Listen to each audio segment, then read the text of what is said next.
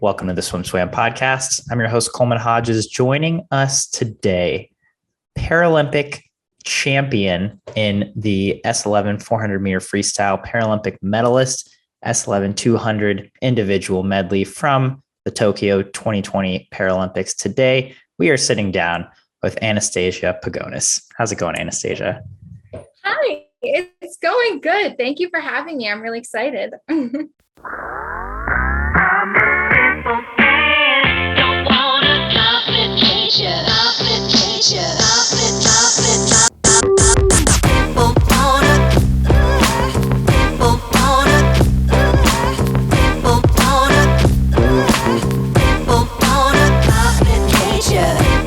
Wanted to catch up because the 2022 World Para Swimming Championships are coming up soon. They start on June 12th in Madeira, Portugal, which seems like a pretty cool location to go. When are you heading out for those World Championships? Yeah, so I head out on Tuesday the 7th. I'm very excited. It's nice to finally be in like a nice tropical area because I feel like we don't get that very often. So I'm really excited. And for our listeners and viewers who don't know, you're based in Long Island, New York. Yes. So not the most tropical of locations. Yeah, no. So you head out the 7th, and what does the agenda look like for those, 4-ish days when you get to Portugal before the meet actually starts? Yeah, so we get there. I think I leave Tuesday, but we end up getting there like Wednesday afternoon because of all the travel and the time difference. So just plan on practicing and training. And a big thing for me is getting used to the pool and kind of getting comfortable with everything because everyone usually has a visual of it and I don't really have that. So I like to just get a long warm up in and really get a good feel for the pool. Yeah. And so then training now, what are you doing to prepare for these championships in Long Island before you head out to Portugal? Yeah, so right now I'm starting to taper down, which is always so exciting. That's like the swimmer's favorite thing is starting to taper down. I'm used to lots and lots of yardage because I'm a mid-distance swimmer. So it's nice just cutting down and starting to do less and less. It's getting pretty exciting. And it's just exciting being able to swim again and compete because last big competition I had was Tokyo. Yeah. And so what events will you be swimming at these World Championships? Yeah, so I'll be swimming the 400 free, the 200 IM, and the 100 free. Exciting. Do you have a favorite or one you're most excited about? Yeah, I mean, obviously I'm super excited for the 400. I mean, I love that race. I don't know, it's what I train for. It's kind of what I do. So I'm really excited for that. But I also love the 200 IM. So we'll see how they go. We'll see. Yeah. How do you balance training to me, those seem like two pretty different events, right? I mean, the IM, you've got all 4 strokes. The 400 free is much more middle distance. How do you balance training for both of them? Yeah, I just do heavy amounts of yardage, which really sucks. But at the same time, I see the progress that I'm making, which makes me want to keep doing it. And my coach is amazing, and he makes sure that he really incorporates everything. So I get a little bit of everything. Sometimes I'll even get a little bit of sprint days, even though I'm not a sprinter, but just mixing it up and changing things around. Yeah. Do you train alone or do you have training partners to swim with? Yeah, so I train for a college. So half the season I train with my team, but obviously my season is off right now. So I just train privately with my coach right now. Okay. Do you enjoy or how do you manage swimming just with you and your coach? I feel like swimming by yourself is so boring. I think that my coach makes it as exciting as it can possibly get, but swimming by yourself is definitely hard. But luckily for me, I feel like I'm always kind of swimming by myself because I never have anyone to quote unquote race because I can't see where they are in the pool anyway. So it's pretty similar for me, but kind of just trying to make things a little exciting and fun. Yeah. So in terms of your presence on social media, you have a really big following, almost 300,000 followers on Instagram. I'm curious, if after your Paralympic experience and after your success there, you noticed a significant shift in the amount of attention you were getting on social media? I feel like I kind of built my platform for myself in a way. I feel like it didn't really come from like the Paralympics and that sort of thing. I think that my social media is more of kind of me and me showing my personality and kind of breaking down stereotypes. And obviously I do include swimming because that is part of me. But I think the majority of my following don't really follow me because I'm a swimmer, which is kind of weird, but yeah. That's a great point you bring up. I was just about to hit on the fact that you have done a lot of legwork. You post on your social very often. You're a true professional when it comes to that, and when it comes to building your personal and athletic brand. Have you done anything differently in the last year, or have you found anything that works, particularly well for you in the last year? Yeah, I've noticed that I kind of, unfortunately, this is horrible to say, but I feel like Paralympians kind of aren't treated the same as Olympians are with sponsorships and things like that. So I had to make myself my own brand instead of being a Paralympian, because I know that unfortunately I'm not going to get paid the same as a normal athlete would for deals and stuff. So I have to make myself my own brand so I can get my own not swimming related deals and make my money like that. So I think that just posting a lot on social media and finding things that your followers enjoy is the most important thing. And it being like your true authentic self is really important. So what kind of deals have you been able to make? Lots of outside of swimming deals, which is kind of different because lots of swim deals, just as I said, Olympians and Paralympians we're getting there. We definitely are getting there and we're making our way up, but we're not on that equal level yet, especially with sponsorships. So lots of outside of swimming deals, but I'm very thankful for. Yeah, Yeah. there might be a swimming related one coming soon, but we'll see. Okay. We'll see. We'll hold our breath for that one. That sounds exciting. Have you had a favorite company or deal that you've made or gotten to work with so far? I've worked with a lot of really special companies. My favorite probably is like Victoria's Secret. I thought that was awesome, and just including something that's different, not the normal like that normal look, I feel like, and getting people who have disabilities involved, especially for me being someone who has a disability, but doesn't have like a visual disability where you can see that there is a disability. Yeah, unless I'm with like my dog or my cane, they can't really tell that there is a disability there. So I think that them including something like that, where it's not where I'm missing a leg or missing an arm or something, I think that's really important too, because not everything you can visually see. Yeah. And that makes total sense. And like you said, that's a really cool opportunity to have as well. I'm curious about the opportunities you do get with your social media, and if that impacts your swimming ever, or if it makes you consider, the longevity you want in your swimming career or might not want with your swimming. I love swimming. I mean, swimming is my happy place. It's pretty much how I started social media. I kind of started it from being a swimmer and showing people how I'm getting back in the pool, even though I really didn't want to. And it was a scary situation for me. I'm definitely going to stay in the sport for as long as I can because I truly do love it. But sometimes I have to say it gets very overwhelming dealing with both. It's like two full-time jobs and it's definitely very challenging, but I'm trying to put as much of myself into both of them to the point where I'm still mentally okay. Yeah. How do you feel like you do manage that, or what have you picked up strategies of like, okay, this is where I have to stop working for the day, whether that's swimming, whether that's social media, how do you balance the two? Honestly, my mom is like my momager, so she's always very helpful. But honestly, I'm still learning kind of how to handle both of them. I've been doing self-care time, so maybe like taking a bath at night and just kind of letting myself be me for a little and not having to worry about swimming or social media. Yeah. And to give our listeners some context, you're 18, is that correct? Yes. Okay.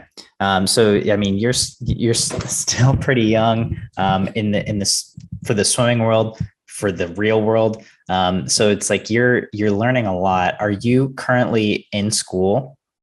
Yes, I currently am in school, which is also a whole nother thing. And I got a lot of loads to carry. Yeah. So what is school like for you right now, especially having to balance, a swimming career and a professional slash social media career? It's definitely a lot. My teachers have been very helpful with me, which is great. And the school has been very helpful with like my accessibility and all of that. Since losing my vision a little over 4 years ago, it's definitely hard because I don't know how to use technology 100% yet. So still learning that and everything. It's definitely been a little bit challenging, but my teachers have been super helpful. And again, my mom has been super helpful with everything. So it's kind of just making sure that I have like a time and place for everything, which I'm still learning. You don't want to see me Yeah. on a daily basis. It's a little crazy. A little chaotic. I mean, like, again, you've got a lot going on. It seems like you have a lot to juggle. But it's great to hear that out of that, swimming is kind of the happy place, and it's where you get to go to relax, and I'm guessing also probably get stressed out and work really hard. Did Yeah, you take it definitely can be quite stressful. There's a lot of blood, sweat, and tears that go into swimming. That's for sure. And especially, I feel like it's not talked about enough, but like the post-Olympic blues, I feel like not a lot of people really bring that up enough, but getting motivated after games is really like a crazy depression where I almost didn't go to Worlds because of it. And I feel like that's not really talked about enough. So that's also really important. Was just about to bring this up. You read my mind. Can you tell me about the break that you took after the Paralympics? Were you planning on taking a break? If so, how long was it planned to be? Yeah, so I feel like a lot of us really rely on that 4 year quad, and we didn't have that. We only had 3 years. So that 1 year little break we didn't have. So I took about maybe 3 weeks off, which was not enough. Now I know that I need to definitely take more time off for myself and kind of regroup and get back into things. Um, but yeah, I learned that I definitely need more time for myself after games. And it's definitely tricky getting right back into it and having to qualify for world trials and then qualify for worlds. It's definitely a lot more mentally than physically, I feel like. And so you bring up a good point. So you had a few weeks off, you get back in the pool. It wasn't enough time off, but you still hit it. You have to qualify for world champ trials, which there aren't too many opportunities to do so. Is that right? Yeah, so we have one trials, and that's pretty much it. So you qualify at trials or you don't qualify at all. So it's definitely a lot of work that went into it. And I feel like I definitely wasn't going the times that I wanted to go. But that was definitely frustrating. And I just felt a lot of burnout. I felt like usually when I get up and race, like in Tokyo, I felt like obviously my race hurt and it felt painful, but at the same time, I felt like I was cruising through the pool and I felt like I was fighting the water at trials. And that's definitely not a feeling that you want to feel. So just trying to mentally get myself back and try and get away from that burnout. Yeah. And when were your trials? Trials was in April, like the last week of April. Okay. Yeah. So pretty close. Through that, from the time you got back into the water after the Paralympics, through trials, did you have other big meets that you were focusing on, or did you have other goals in the water aside from just, focusing on that long-term goal of world championships? Um, I had a lot of like difficulties with getting into my school and all that. So that was definitely frustrating with that. But swimming related, I feel like I was looking at the long-term goal, which I feel like for me is Paris, not even like world champs. Obviously, world champs is a huge thing and I'm very excited to be there, but kind of just looking at that that long-term goal, which is Paris. And I was trying to think, what's better for me right now? Like, do I fight these next few weeks and get to world champs and hopefully qualify and compete there? Or do I take a break and just like wait until Paris comes and like then start training after the summer and get myself back into it? But I fought through it and I decided to, go for trials, and hopefully, thank God I made worlds, and hopefully we'll do well there. Yeah, it's an interesting debacle, right? Did going to a Paralympic Games, yours in Tokyo, did that change your outlook on how you approach your swimming or how you view your swimming and the quads of swimming, like you said, those 4-year cycles? Yes, definitely. It changed a lot. I feel like I don't have those crazy nerves before all these little races now, because now I know like that's the big time. Like that, I did that. Now I'm okay with everything else. But kind of knowing that the long-term outcome is games, and that's really the most important thing. And obviously these meets I'm so thankful to be able to compete at and do, but the long-term goal really is Paris. Yeah. So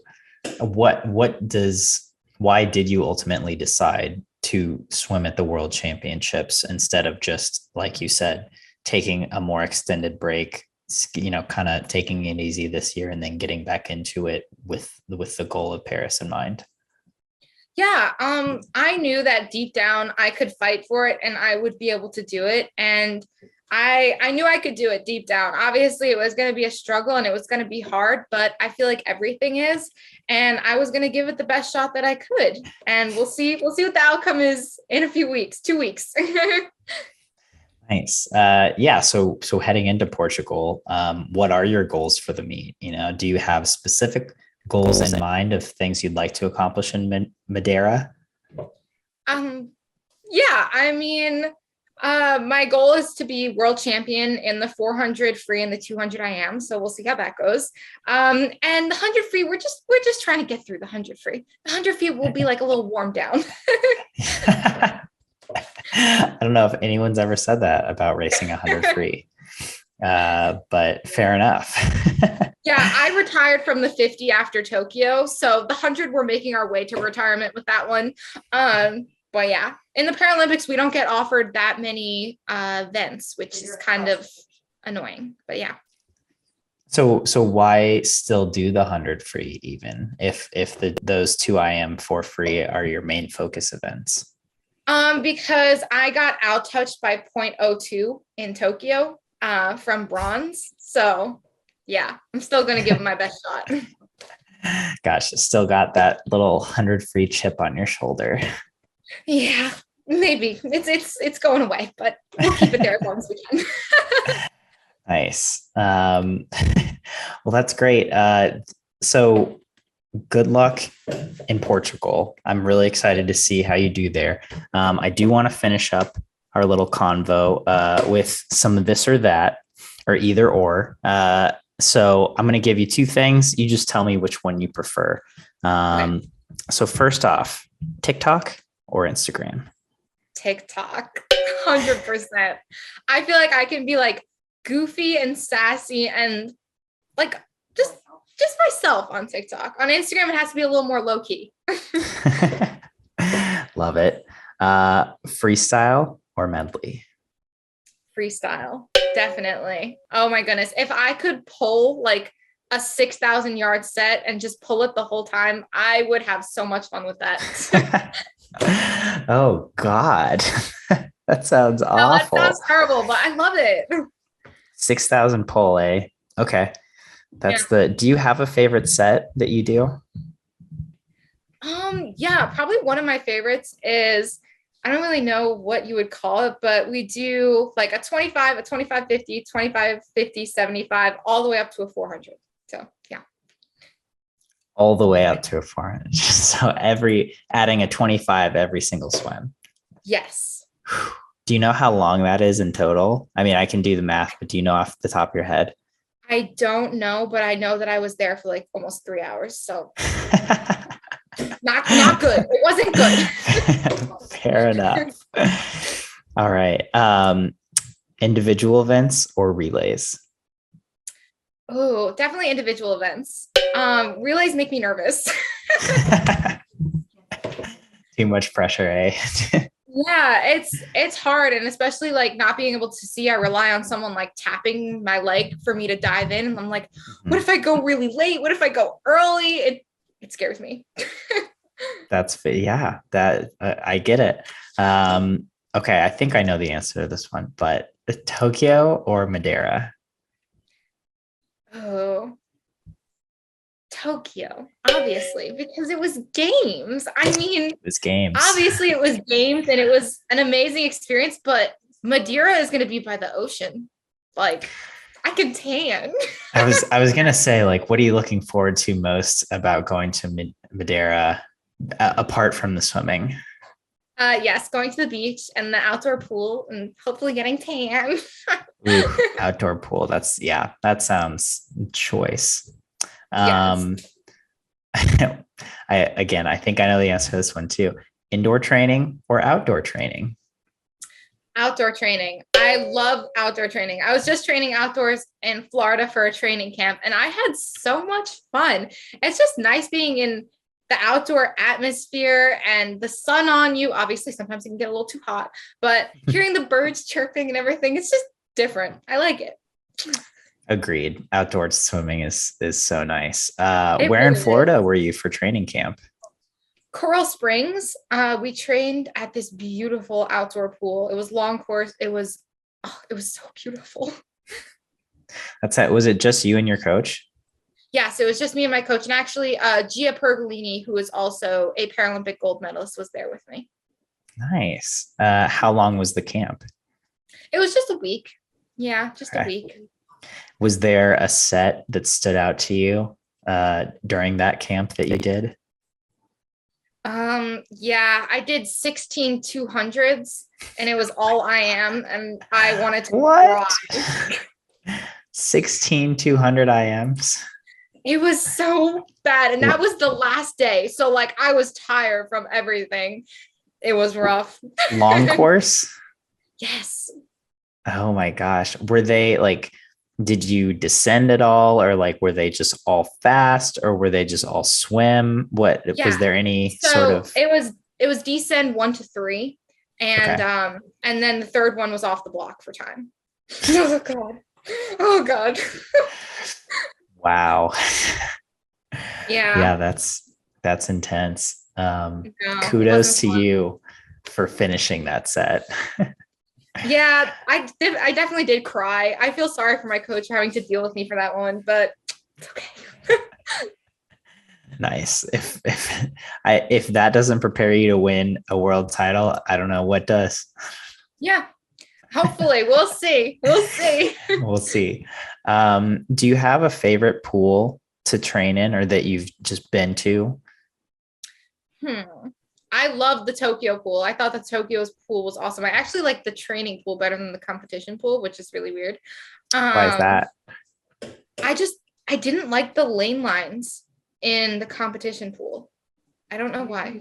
Yeah, so like I use the lane lines to keep myself straight, like as my guide. So I hit my hand on it like every 3 or 4 strokes, and they were like chopping up my fingers, and I just didn't wasn't loving it. Wasn't loving it. I also thought the pool was like a Yeah. little hot. The comp pool was a little toasty.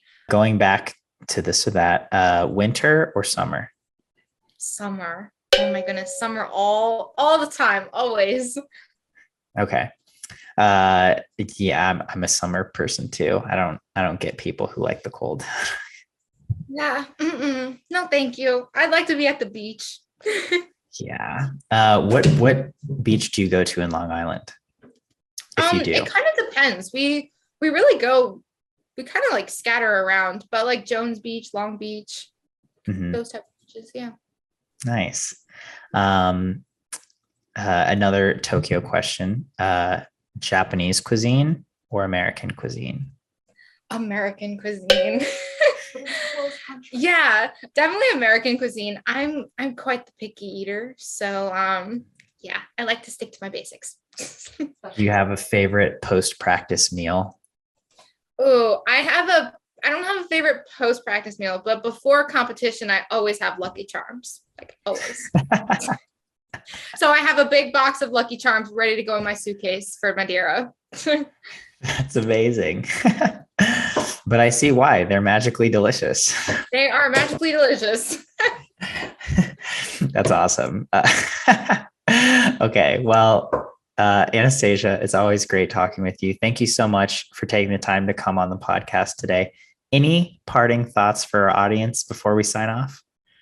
I don't think so. Yeah, watch the Paralympics, watch Worlds, and obviously watch Olympic Worlds. And yeah.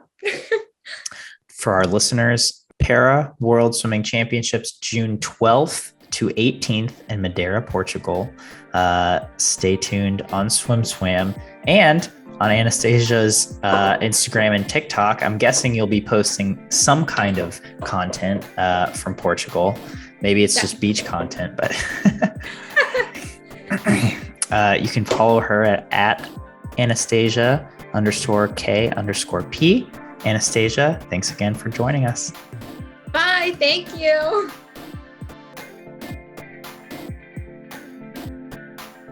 You've been listening to the SwimSwam podcast. Stay tuned for new episodes every week. You can take SwimSwam podcast on the go by subscribing on your favorite podcast platform. Look for links in the description below, and be sure to subscribe to our YouTube channel for more videos as well.